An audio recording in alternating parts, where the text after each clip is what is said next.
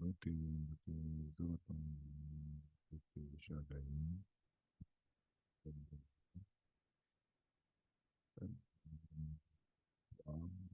de la zone où vous pourrez écouter cette petite capsule sur la chaîne des chroniques du serpent sauvage. Donc, bienvenue à tous. Donc, ce message va porter sur le thème de la paix du cœur. Donc, il faut savoir ici que être en paix dans dans le monde dans lequel on vit est quelque chose de très compliqué, d'assez technique, on va dire, à atteindre. Parce que, chemin faisant, le système en place a mis beaucoup, hein, de barrages à découvrir cette paix, que ce soit dans ce qu'on peut écouter, ce qu'on peut voir, ce qu'on peut manger, et évidemment l'entourage avec lequel on est au quotidien. Donc, vous voyez ici que c'est plutôt miné pour avoir la paix. On peut bien voir, s'apercevoir que les moments de paix que l'on souhaite avoir sont finalement des moments de paix que le système propose, nous propose, plutôt nous conditionne à avoir. Et qu'on ne les choisit pas, ils sont amenés vers nous. Donc, nous sommes, nous ne sommes pas souverains dans le choix de cette paix. Donc, la paix ici, dont je parle, c'est sur plusieurs aspects, parce que l'univers est multifractal et les fréquences sont variées et diverses. La paix ici, dont je parle, c'est la paix que nous pouvons ressentir au niveau de notre cœur, donc dans notre fort intérieur, en tant qu'âme individualisée, hein, dans ce cosmos, dans ce nza. Quelle paix est-ce que nous pouvons, auquel nous pouvons, entre guillemets, euh,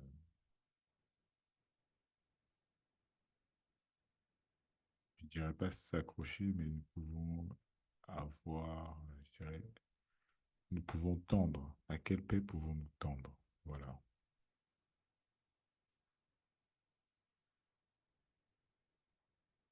Nous avons souvent, en fait, traversé des moments compliqués depuis notre incarnation, à travers l'éducation, à travers nos expériences de vie, dans cette incarnation, à travers ce qu'on a pu voir, aimer, collaborer, jouer, bref, à travers beaucoup de choses, nous avons en fait tenté d'arriver à toucher cette paix du doigt.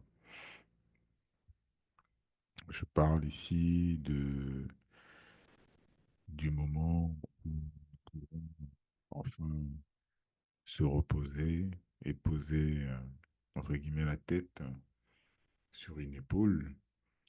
Je parle ici d'une paix où on peut arriver à un endroit sur la terre où on se sent en résonance avec l'environnement.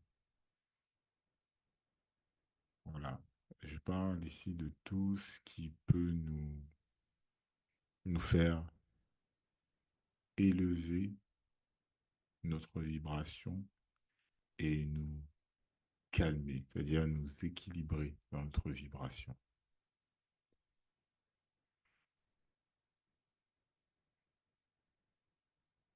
cela demande de nous beaucoup d'efforts, souvent. Cela parfois peut nous causer beaucoup de tourments, beaucoup comment dirais-je,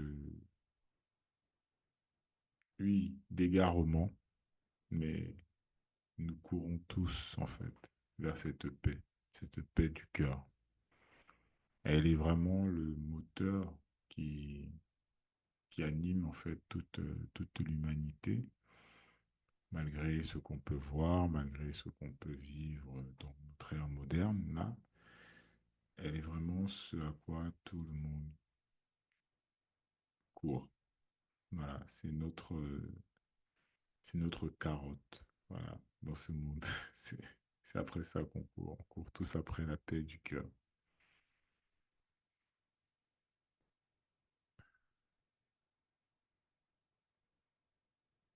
Pardonnez parfois les moments de silence car je, je laisse l'inspiration descendre et pour pouvoir vous partager ce que je reçois voilà, comme inspiration par rapport à ce sujet qui est la paix du cœur. Il faut savoir, encore pour rappel, que je prends ces enseignements, j'approfondis ce sujet par rapport aux enseignements reçus euh, de l'école Kimuntu, de la tradition Congo, à laquelle j'ai étudié, et qui nous a enseigné que le cœur est notre organe, c'est l'organe qui matérialise notre corps. C'est l'organe qui définit la forme et le fond de notre univers.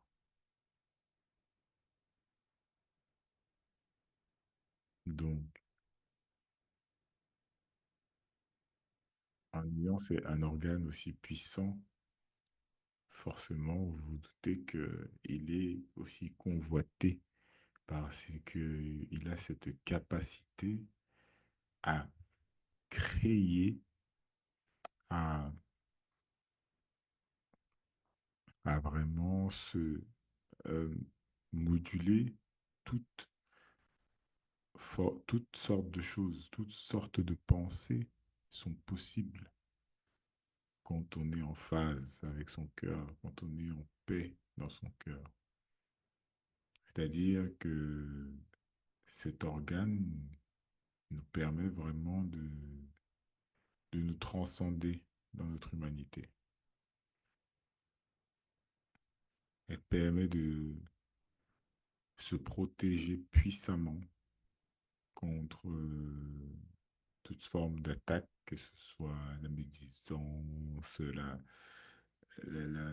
discrimination, l'injustice, tout ce qui est vraiment des choses qui peuvent parfois nous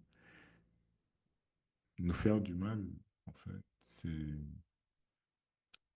rester dans cette paix du cœur est une protection formidable contre toutes ces formes d'attaques parapsychiques qui cherchent justement à entrer dans notre cœur pour y semer des vibrations parasitaires, des vibrations déformantes, des vibrations aliénantes pour notre expérimentation de vie sur cette terre. Donc l'organe du cœur est vraiment notre, notre orgue. Voilà. C'est vraiment c'est notre générateur de vibrations. C'est notre,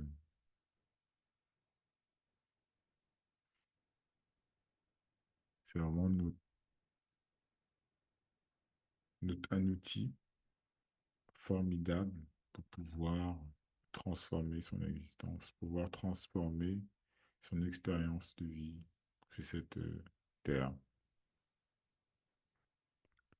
Voilà un petit peu une introduction de ce qu'est le cœur et ce que peut être la paix dans le cœur. Je vais juste ajouter ici, comme Kabula, comme témoignage, une expérience qui m'a apporté cette paix, une expérience qui m'a permis de comprendre profondément et d'incarner profondément aussi cette graine au fond de moi. Donc, il faut savoir que je suis né dans un quartier d'Afrique centrale où, effectivement, dans mon enfance, je l'ai vécu vraiment de manière heureuse, je dirais les 3 premières années de 0 à 3 ans. J'étais un enfant, comme qui dirait, hyper joueur et très agité, voire hyper actif. Aux grandes dames de ma mère, elle qui m'élevait, et bien des aventures, je lui ai causé bien des rebondissements également. Mais ce fut des années magnifiques, car j'en garde encore un très bon souvenir, malgré que ce soit des souvenirs d'un enfant de 3 ans. Et puis, est venu, voilà, les âges un peu plus est venu l'heure de grandir, comme je dirais. Où, voilà, on va à la maternelle, on rencontre le monde extérieur, les nouveaux amis, la famille, etc. Où, eh ben, les choses ne sont pas vraiment passées de cette façon-là. Euh, j'ai subi beaucoup d'injustices, beaucoup d'agressions qui m'ont impacté tant physiquement que mentalement. Des mots violents de la part de la famille, la famille qui est censée nous protéger, des, et pour ajouter, comme on dit, pour appuyer sur le clou, à l'école également, c'était pas quelque chose de très simple. Mais grandissant, j'ai toujours eu ce réflexe au fond de moi d'avoir euh, pu préserver en fait la joie dans mon cœur. C'est-à-dire que l'enfant intérieur en moi m'a protégé de cette manière que il a mis au fond, donc il s'est caché au fond de mon être, au fond de mon âme, pour préserver la flamme, cette flamme en fait, cette flamme de paix et d'amour finalement que j'avais pour moi, pour le monde, pour tout ce qui m'entourait, pour la fin de le préserver, pour éviter qu'il ne soit justement parasité et corrompu en grandissant. Et j'ai pu comme ça grandir malheureusement avec des masques parce que vous vous doutez bien, les amis, que quand on n'a pas la paix ou on l'a caché au fond de soi, ce qui nous reste ne peut qu'être masqué, ne peut qu'être créé artificiellement afin de nous permettre toujours d'expérimenter. Mais j'ai fini par m'apercevoir que dans cette expérimentation, bah, tout allait de travers, tout allait, tout s'effondrait en fait comme un château de cartes. Tout ne suivait jamais vraiment le but que je pensais qu'il devait suivre. Donc, régulièrement, entre guillemets, la série prenait fin. C'est-à-dire que le monde que je m'étais créé avec les masques, en fait, s'écroulait. Donc, c'était comme des petites morts, renaissance, en fait, hein, que je vivais. Mais je ne comprenais toujours pas parce que quand on a les masques, forcément, nous ne sommes plus en connexion avec notre esprit divin, notre divinité supérieure, mais nous sommes plus en connexion avec notre ego. Et l'ego, lui, son rôle est de nous protéger à tout prix et de faire en sorte que l'expérience soit la plus douce possible. Donc, quitte à faire des alliances bizarroïdes avec ce que le système propose, ben, il va les faire. Tant que dans une relative vérité, ça corresponde à ce qu'on veuille au fond de nous. En tout cas, ça laisse percevoir ce qu'on veut réellement. Mais à la fin de la journée, ce n'est toujours pas ça. Ce que je viens de décrire, en fait, c'est le syndrome que beaucoup, en fait, de nous, d'entre nous, rencontrons. C'est l'insatisfaction éternelle de, et permanente, en fait, de,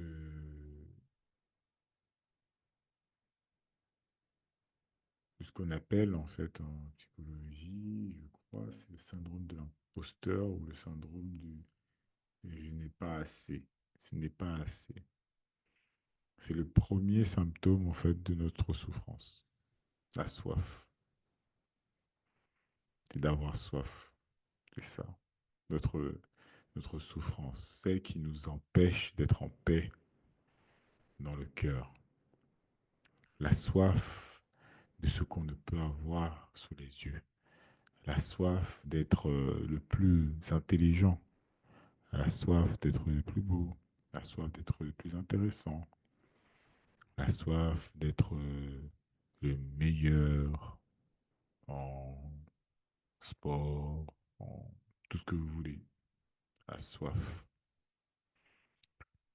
C'est cette soif-là, créée artificiellement, en fait, hein, par l'intermédiaire de nos égaux et de l'environnement et des choses extérieures qu'on a dû subir, qu'on a pu faire, qui font, en fait, qui, qui, qui sont, en fait, ce mélange en fait de notre éternelle insatisfaction qui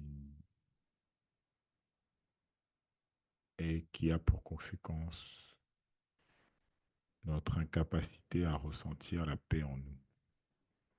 Alors que cette paix, comme j'ai pu vous témoigner, elle est toujours en fait, elle est toujours au fond de nous.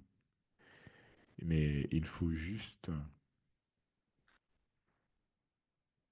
pratiquer consciemment en fait un travail sur soi pour pouvoir se reconnecter à cette paix. Cette paix n'est pas à l'extérieur de nous. Elle n'est pas dans notre travail, elle n'est pas dans notre femme, notre partenaire. Elle est d'abord en nous, en fait. Elle est d'abord en nous, en tout premier lieu, en tout temps. Elle est là, en nous. Elle nous regarde. Et nous faisons comme si nous regardions, la regardions, mais en fait, nous regardons derrière elle. Parce que ce qu'il y a derrière, c'est toutes ces blessures et traumas qui nous entourent, qui nous possèdent encore et qui nous font de l'œil afin qu'on les regarde. Alors que la paix en nous est juste en face. Mais il suffit juste de faire un pas vers elle, un pas après l'autre, un pas après l'autre, pour pouvoir l'embrasser, pouvoir s'embrasser. Donc la paix du cœur, ici, c'est vraiment plutôt un appel, je dirais, à, à marcher vers soi. Voilà. À commencer à marcher vers soi, à prendre le temps, à apprendre à s'aimer, à s'estimer, à se, à se dorloter, à, à vivre en fait. C'est cela qui va nous rapprocher de notre paix intérieure. Parce que notre paix intérieure est liée intrinsèquement et connectée directement à notre âme divine, notre moella, notre lema, notre esprit divin. Et cette connexion nous permet de changer notre réalité, de changer notre manière de voir les choses, de réagir aux événements, nous permet de développer des qualités humaines, l'équilibre, la justice, la- l'esprit critique, l'intuition, juste, et nous apprend aussi l'indulgence. L'indulgence. Et cerise sur le gâteau, elle est aussi la source, elle est le moteur qui fait que nous abandonnons des alliances avec lesquelles nous avons pu être. Nous abandonnons les masques que nous avons pu construire. Nous abandonnons en fait tout ce qui est superflu, voilà, dans notre être, pour se reconnecter à cette paix. Parce que cette paix est vraiment cette paix du cœur. C'est elle notre quête. C'est elle notre. Derrière elle se cache tellement de mystères que je ne pourrais pas développer ici. Mais cette paix est nous, notre être profond.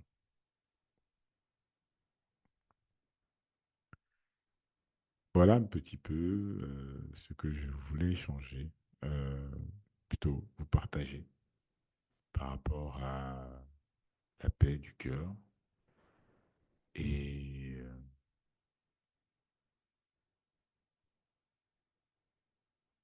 et encourager tout un chacun qui pourra écouter ce Kaboula, ce témoignage, de toujours continuer à rechercher la paix du cœur.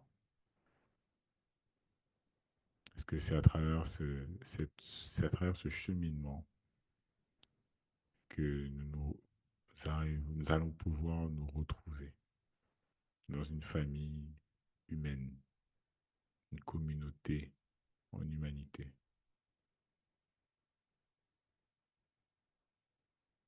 Donc, c'était Gaïanik